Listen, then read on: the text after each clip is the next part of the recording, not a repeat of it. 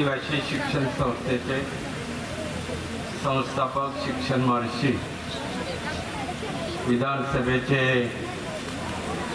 रायगड जिल्ह्यातील खालापूरचे प्रथम 1962 ते 67, 1978 विधानसभेचे आमदार वंदनीय कृष्णराव मुंडे साहेब यांना मी विनम्र 41व्या पुण्यतिथी निमित्तानं विनम्र अभिवादन.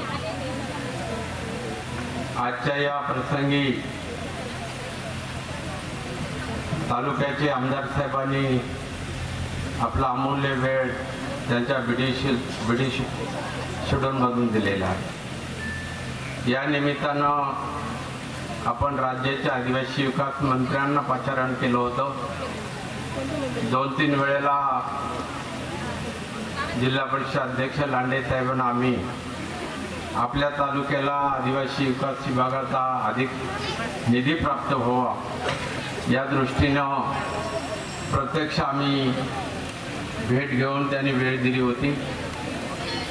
परंतु पक्ष बैठक देवेंद्र फडणवीस यांच्याकडे राज्याच्या उपमुख्यमंत्र्यांकडे लागल्यामुळे त्यांनी माझे सकाळी फोनवर बोलणे केले आणि म्हणून या ठिकाणी ते येऊ शकलेले नाही. या प्रसंगी उपस्थित असलेले मान्यवर गणपतरावजी फडवडे ज्यांना आपण आदिवासी वादळ म्हणून या भागातून पुरस्कार प्रदान करणार आहोत, संस्थेचा हा मानाचा पुरस्कार, ते देवरामजी लांडे साहेब जे कृष्णराव मुंडे बरोबर सभापती होते खेडमधून, जी आमची शाखा ज्या ठिकाणी कार्यरत आहे ते केंगले सभापती साहेब, ज्या ठिकाणी गणपतरावजी कपडे असेल, आमच्या तात्या बोरकर असतील ज्यांना मागील वर्षी आम्ही पुरस्कार प्रदान केला, जे 11 वर्षे आपल्या तालुक्याचे पंचायत समिती सभापती होती,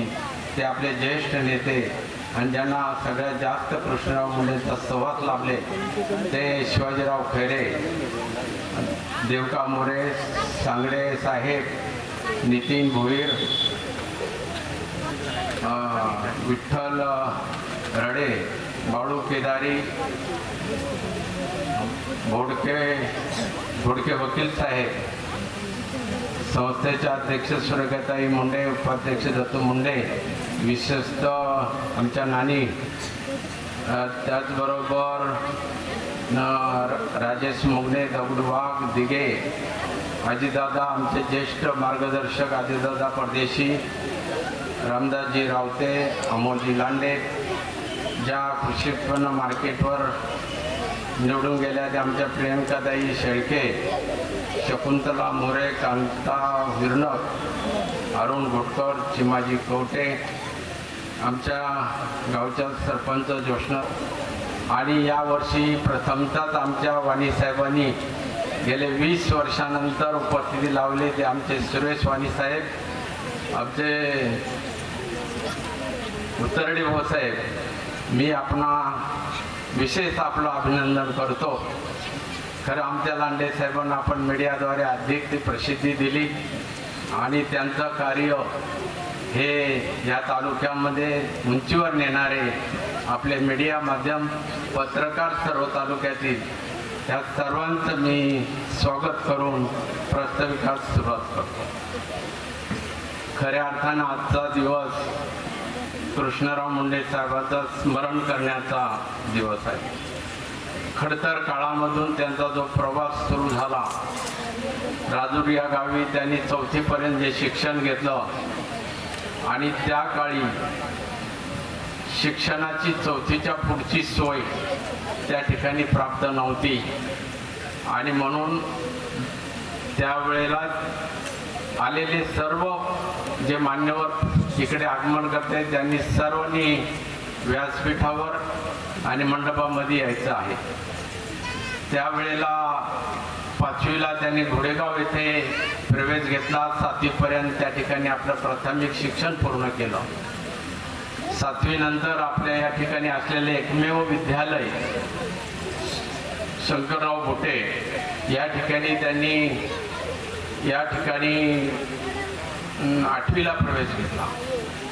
आणि 8वी ते 10वीपर्यंत शिक्षण घेत असताना 10वी मध्यंतरी काही तांत्रिक अडचणीमुळे कौटुंबिक परिस्थितीमुळे शिक्षण त्यांचं थांबलं आणि त्यावेळेला त्यांचं यात ज्यांनी त्यांना प्रथमतः आमदार केलं वरती या व्यासपीठावरती, तर त्यांना त्यानंतर पुन्हा आपल्या SSC साठी नाशिक येथील खेताडे गुरुजींच्या वसतिगृहामध्ये त्या काळामध्ये प्रवेश घेतला. जसं बाबासाहेब आंबेडकरांना सह्याद्री गायकवाडांनी मदत केली, तिथं भाऊसाहेब राऊतांनी त्यांना त्या काळामध्ये पुढील शिक्षण घेण्यासाठी नाशिक येथे मदत केली. SSC पूर्ण झाल्यानंतर उत्तम नंतर पुणे येथे कॉलेजमध्ये प्रवेश घेतला आणि पदवीधर शिक्षण पूर्ण झाल्यानंतर साहेबांनी आपलं अम्युनिशन फॅक्टरीमध्ये प्रथमतः एक अधिकारी म्हणून प्रवेश केला. परंतु आपल्या समाजामध्ये असलेली परिस्थिती, त्यांनी घेत असलेले शिक्षण आणि त्या काळातील पुणे महापालिकेच्या उपायुक्त गागरेताई, त्यांचे मिस्टर, त्यांचं कुटुंब आले, त्यांचंही स्वागत या ठिकाणी मी करतो. साहेबांचं कॉलेजचं शिक्षण पूर्ण झाल्यानंतर अम्युनिशन फॅक्टरीमध्ये अधिकारी म्हणून कार्यरत असताना या जिल्ह्यातील असंख्य लोकांना त्यांनी अम्युनिशन फॅक्टरीमध्ये अशिक्षित मध्ये त्या ठिकाणी त्यांना नोकऱ्यांच्या प्राप्त करून दिल्या. परंतु मला त्यांचा एक अनुभव त्या ठिकाणी आला. त्या राज्य महामंडळाला मी ज्या वेळेला उभं होतो त्यावेळेला त्यांनी अशिक्षित आणि कार्यकर्ते ज्या वेळेला फॅक्टरीमध्ये लावले होते, त्यांचे मुलं डॉक्टर इंजिनियर होती आणि मग त्यांनी सांगितलं का आम्ही आज गावाकडे असताना सोसायटीचे जरी चेअरमन असलो आणि आम्हाला त्या ऋणातून मुक्त होण्याची संधी तुमच्या माध्यमाद्वारे आली आणि अटीतटीच्या काळामध्ये त्या काळामध्ये मी महामंडळाला उभं असताना या लोकांचं सहकार्य लाभलं आणि त्यावेळेला मी राज्य महामंडळावर निवडून आलो. आणि अशा पद्धतीनं मुंडे साहेबांनी, डॉक्टर गागरे साहेब आपणही व्यासपीठावर यावं, तर या ठिकाणी साहेबांनी त्यांच्या जीवनामध्ये काम करत असताना ज्या वेळेला ते आळंदी येथे एक सभेला प्रबोधन करत असताना राज्यभराची कोळी परिषद त्या ठिकाणी चालू होती आणि त्यामुळे राज्यामध्ये असलेले श्रीमंत काही 4-5 लोक त्या काळी सखा पाटील असतील, भाऊसाहेब राऊत असतील आणि भाऊसाहेब रावांचं त्यावेळेला त्यांनी भाषण ऐकलं आणि ते एक तरुण उमदा हा तरुण या ठिकाणी त्यांनी पाहिल्यानंतर त्यांनी त्यांना सांगितलं तर तुम्ही अम्युनिशन फॅक्टरी असलेल्या विविध नोकरी ज्या केलेल्या आहेत त्या सोडून द्या आणि खालापूरमधून आम्ही तुम्हाला विधानसभेचे तिकीट देतो. मग त्यावेळेला त्यांनी सांगितलं आमची कौटुंबिक परिस्थिती अशी नाही की आम्ही विधानसभा त्या ठिकाणी निवडणूक जरी शैक्षणिक पात्रता जरी असली तरी निवडणूक लढवण्यासाठी कोणताही निधी नाही. आणि भाऊसाहेब सांगितलं तुम्ही जरी पुणे जिल्ह्यातील असेल तो माझा मतदारसंघ आहे, त्या ठिकाणी आपण फक्त फॉर्म भरावा आणि आपण त्या ठिकाणी आम्ही पुढचं बघून घेऊ. आणि म्हणून अशोकरावजी गोलाव विघ्नहार साखरे उपाध्यक्ष यांनी व्यासपीठावर यावं. तर त्यावेळेला 1962 साली भाऊसाहेब राऊत यांनी पहिले त्यांचे राजकीय गुरु ते ठरले आणि त्यांना संधी दिली आणि 1962 साली शरद पवार साहेबांबरोबर असताना क्लासमेट ते आमदार झाले. त्यावेळेला फक्त रेडिओचं माध्यम होतं आणि पवार साहेबांनी जुन्नरच्या सह्याद्री नामकरणाच्या वेळेस सांगितलं का कृष्णरावनी आम्हाला विश्वास वाटला नाही. त्यावेळेला म्हणे त्यांनी स्लिप दाखवली, मी खरोखरच आमचे मित्र आमदार झाले असं त्यांनी त्यावेळेला पवार साहेबांनी जुन्नरच्या सभेमध्ये नमूद केलं होतं. आणि म्हणून अशा पद्धतीनं कबाडी साहेबांनी तुमच्याबरोबर आले सर्वांचं स्वागत.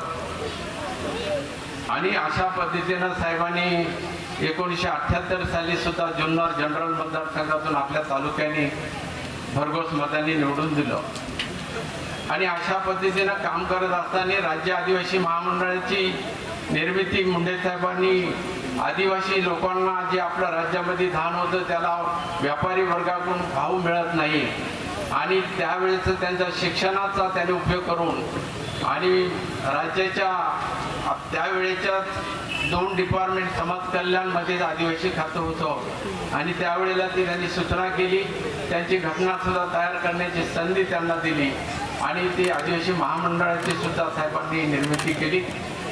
1978 साली विधानसभेचे आमदार झाल्यानंतर पुन्हा विधिमंडळामध्ये सुद्धा एक अनुसूचित जमाती कमिटी असली पाहिजे आणि राज्यातील ज्या वेळेला नोकर भरती होते राज्यामध्ये विविध निधी दिला जातो आदिवासी विकास विभाग, तो निधीची अंमलबजावणी त्या ठिकाणी होते की नाही. मग अशा पद्धतीनं त्या ठिकाणी मुंडे साहेबांनी ती कमिटीचे प्रथम अध्यक्ष सुद्धा साहेब झाले. विधिमंडळातील ज्या वेळेला 1978 साली पुलोत सरकार आलं त्या पुलोत सरकारमध्ये सुद्धा विधानसभेच्या अध्यक्षपदासाठी वसंतदादांनी त्यांना संधी दिली होती आणि त्याच्या जीवनामध्ये सातत्याने जो प्रवास समाजाची चळवळ जी होती तर त्यावेळेला ते ज्या वेळेला ते 1978 साली पवारसाहेबांना या तालुक्यामध्ये ज्या वेळेला माणिकडो धरणाच्या भूमिपूजनला आणलं तर त्यावेळेला त्यांनी सांगितलं जर या आमच्या तालुक्यातील शेतकऱ्यांना जर आपण पाणी देणार नसाल तरी एक थेंब पाणी सुद्धा नगर आणि पूर्व भागात जाणाऱ्या पाणी आम्ही इथून सोडून देणार नाही. आणि म्हणून त्या काळामध्ये ते सर्व पाटबंधारे आपल्या तालुक्यातील प्रथम आज आपण जे अग्रगणी तालुक्यामध्ये बागायत क्षेत्रामध्ये आहोत ते मुंडे साहेबांनी त्यावेळेला 1978 साली घेतलेले निर्णय ती संजीवनी आपल्या तालुक्याला ठरली आणि म्हणून या ठिकाणी अनेक वर्ष आपण त्यांच्या नावाने जे पुरस्कार आजपर्यंत देत असताना मी मंत्रालयामध्ये सर्व्हिस करत असताना मी पाहिलं का राज्य शासन वेगळे पुरस्कार प्रदान करते, समाज कल्याणचा असेल, आदिवासी विभागात असेल आणि हे पाहिल्यानंतर संस्थेचा चार्ज घेतल्यानंतर आपल्या आदिवासी विभागामध्ये सुद्धा आपल्या सर्वांचेच नंबर लागत नसल्यामुळे आपण 20 वर्ष या ठिकाणी अनेकांना पुरस्कार देताना पिचट साहेबांसहित वल्लभ शेठ लताबाई तांबे असेल, डॉक्टर राऊत असेल, डॉक्टर शिन्नरचे गोरे असतील, डॉक्टर बांबळे असतील,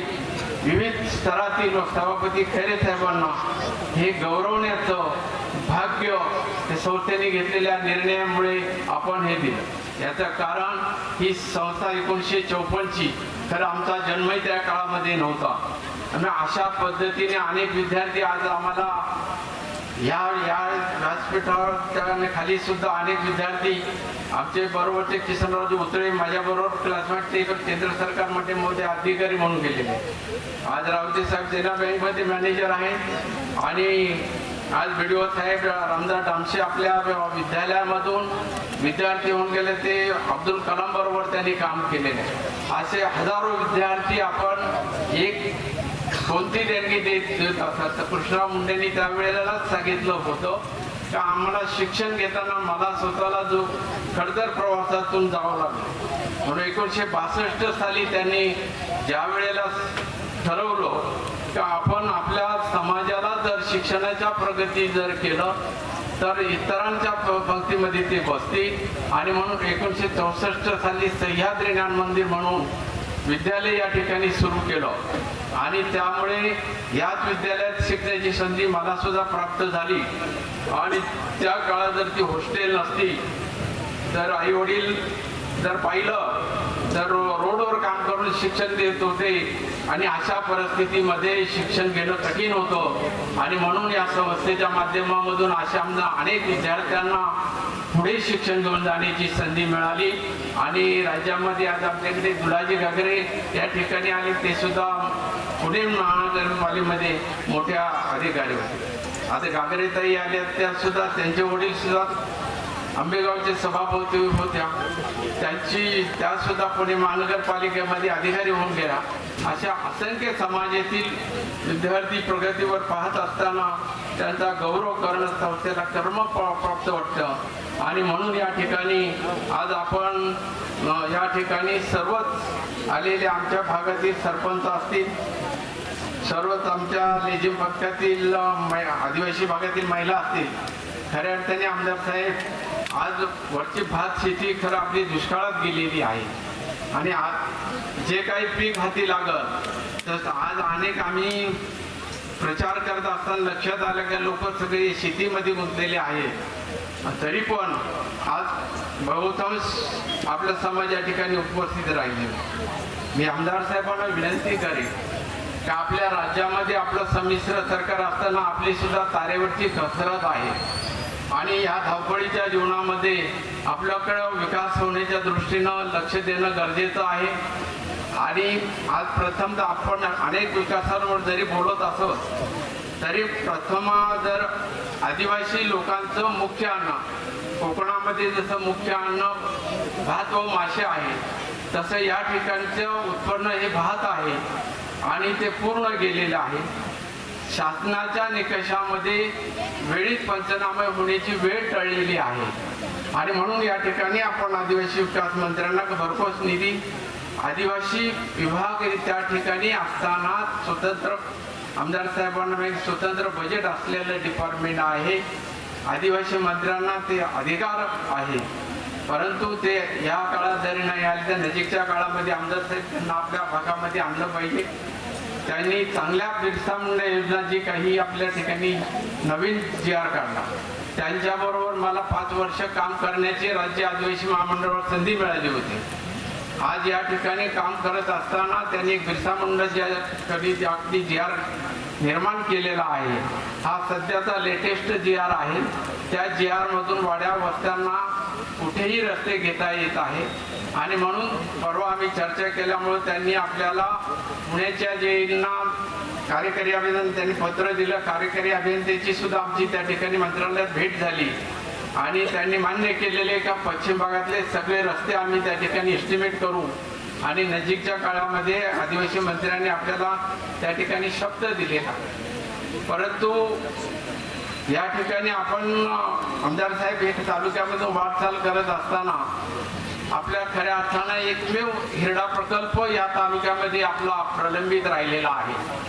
सातत्याने त्याला अनेक वर्ष वल्लभशेठच्या काळापासून अडचणी प्राप्त होत आहेत. हा कारखाना उभा राहिला. आपल्या सर्वांच्या सर्व समाजाचे शेड्स या ठिकाणी अडकलेले आहेत. आदिवासी भागामध्ये एकमेव प्रकल्प येत असताना त्यांच्या जे प्रॉब्लेम आहे ते सॉल्व करणं हे आपलं आमदार साहेब प्रथम कर्तव्य आहे. आणि आपण पूर्वी सुद्धा भूतकाळामध्ये निवडणुकीच्या काळामध्ये आपण समाजाला ही आश्वासनं दिली. पुढील बंधारे मी राज्य महामंडळावर असताना त्यावेळेला आपण मंजूर केले. वल्लभशेठच्या काळापासून त्यावेळेस हे विजय साहेबांनी मंजूर केलेले आहे. ते सुद्धा त्या ठिकाणी प्रशासकीय मंजुरी आहे परंतु त्याला निधी पडलेला नाही. त्या ठिकाणी निधी मिळण्यामध्ये कोणतीही अडचण राहणार नाही. आपण सर्व जर म्हटलं तर आपण आदिवासी विकास मंत्र्यांशी चर्चा करून ते सुद्धा प्रश्न सुटण्याचा प्रश्न आहे. जल मिशनच्या योजना आज आपल्या पश्चिम भागामध्ये माझे गाव जर सोडलं तर त्या ठिकाणी पाण्याची बऱ्यापैकी परिस्थिती 15 वर्षे लोकांनी मला संधी दिल्यामुळं बिनविरोध त्या ठिकाणी पिण्याचं आजही पाणी चांगल्या प्रकारे आहे. परंतु जल मिशनची योजना आजही आपण जी प्रत्येक गावोगावी पिण्याचे पाणी मिळणार आहे ती योजना पाईप येऊन पडलेली आहे. परंतु ते कार्यान्वित होण्यासाठी बराचसा उशीर होत आहे. त्या ठिकाणी जर पाहिलं तर अनेक गावांना पिण्याची पाणी अजिबात सोय नाही आणि म्हणून ती योजनेला सुद्धा आपण त्या ठिकाणी प्रायोरिटी द्या. आपण आश्रमशाळा आमदार साहेब आपली आश्रमशाळा आहे आणि या ठिकाणी शैक्षणिक प्रायव्हेट स्कूल आपण चालवतो. 2011-12 पासून पाहिलं तर शैक्षणिक अडीअडचणी संस्था चालवताना आज तारेवरची कसरत आहे. 2012 पासून आपल्याला शिक्षक भरती नाहीये आणि त्यामुळे आज पालकांना तोंड देताना या ठिकाणी आम्ही सांगू शकत नाही का आम्ही या ठिकाणी शिक्षक देऊ शकत नाही. पूर्वीच्या काळी ज्या वेळेला सेवानिवृत्त कर्मचारी व्हायचा त्यावेळेला संस्थेला स्वायत्त अधिकार होते, वृत्तपत्रात जाहिरात देऊन तो शिक्षक भरायचा. आज जर 2011 पासून जर पाहिलं असेल, शिक्षक नसल्यानंतर आपलं राज्य जर पुढे जायचं असेल तर शैक्षणिक मध्ये जर आपण पाहिलं असेल, अनेक शिक्षण मंत्र्यांनी ज्या योजना आखल्या मधुकरराव चौधरी सारख्या, तर खेड्यापाड्यामध्ये आज शिक्षण पोचत असताना त्या ठिकाणी शिक्षक प्राप्त होत नाही. आणि म्हणून हा विधिमंडळामध्ये आज जरी पवित्र पोर्टलला आज मान्यता केली, 2-3 महिने शासनाने अनाऊन्स केलेला आहे, परंतु त्याची अंमलबजावणी ज्या स्पीडने व्हायला पाहिजे ती होत नाही. आणि म्हणून माझ्या संस्थेचा प्रश्न नसून हा संपूर्ण राज्यातील प्रश्न आहे. आणि म्हणून विधिमंडळामध्ये आपण कायद्याद्वारे आपल्या बोलण्याचा जो अधिकार आहे, तर त्या ठिकाणी येत्या हिवाळी अधिवेशनामध्ये आज आश्रमशाळेमध्ये तीच परिस्थिती आहे. क्लास 4ची भरती नाही. आपण त्या ठिकाणी स्वयंपाकींच्या महिला असेल, कामाठी पदं असतील, ही पदं रिक्त असताना, आणि म्हणून या ठिकाणी आदिवासी मंत्र्यांना आपण या ठिकाणी प्रश्नांची मांडणी करणार होतो, परंतु ते या ठिकाणी प्राप्त झाले नाही. आणि म्हणून आमदार साहेब हे प्रश्न सोडवण्याची संधी आपल्याला तालुक्याने दिलेली आहे. आणि हे प्रश्न मांडण्याची, त्याबरोबर आम्हा सर्व कार्यकर्त्यांना बरोबर घेऊन हे प्रश्न सोडवण्यासाठी आपण प्रयत्न केले पाहिजे. पश्चिम भागातील आता माझा मी गावातला प्रश्न मांडू शकत नाही, पण तुमच्या समोर मांडणंही गरजेचं आहे. आपण आमदार झाल्याबरोबर पत्र दिलं, इस्टिमेट झाली, आणि आपले 5 वर्षाचे टर्म पूर्ण होत असताना माझ्या गावातील लोक मला सत्ताचे सांगितले, 15 वर्षे तुम्हाला दिलं आणि दुसऱ्या वर्षी सुनबाईला सरपंच केलं.